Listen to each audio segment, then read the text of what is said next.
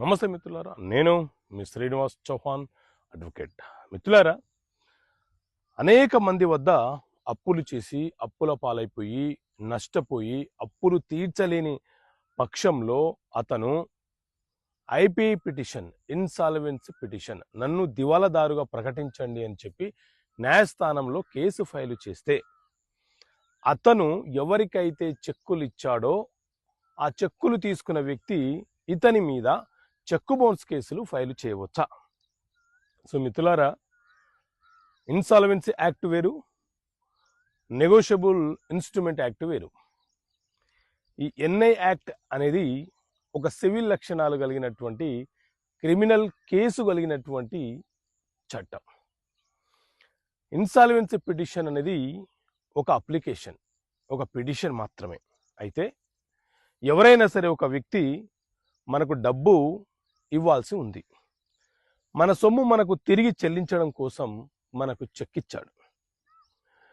తిరిగి ఏం చేశాడు అనంటే, అనేక మంది వద్ద అతను అప్పులయ్యాడు కాబట్టి ఆ అప్పులను తీర్చలేను నేను, నన్ను దివాలాదారుగా ప్రకటన చేయండి అని చెప్పి న్యాయస్థానంలో ఐపీ పిటిషన్ వేసినాడు. ఐపీ పిటిషన్ వేసినప్పుడు అందులో మన పేరును కూడా ప్రస్తావిస్తూ మనకెంత సొమ్మును చెల్లించాలో ఆ అమౌంట్ను కూడా ఆ పిటిషన్లో రాశాడు.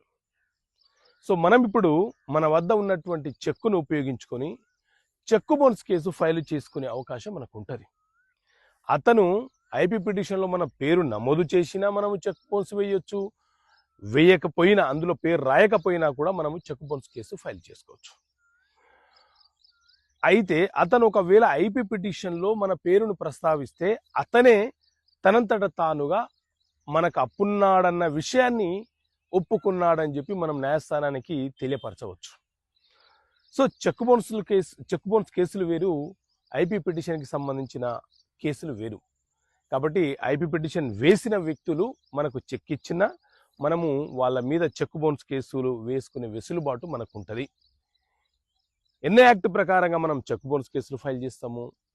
ఒకవేళ ప్రామిసరీ నోటు రాసి ఇచ్చి ఉంటేనే మనీ రికవరీ కేసు వేసేటప్పుడు కొంత ఇబ్బంది ఉంటుంది. కానీ చెక్ ఇచ్చిన తర్వాత ఐపీ పిటిషన్ వేసినా కూడా మనము చెక్ బౌన్స్ కేసు ఫైల్ చేయవచ్చు. దానికి దీనికి సంబంధమే ఉండదు. ఓకే మిత్రులారా, థ్యాంక్ యూ. జై హింద్.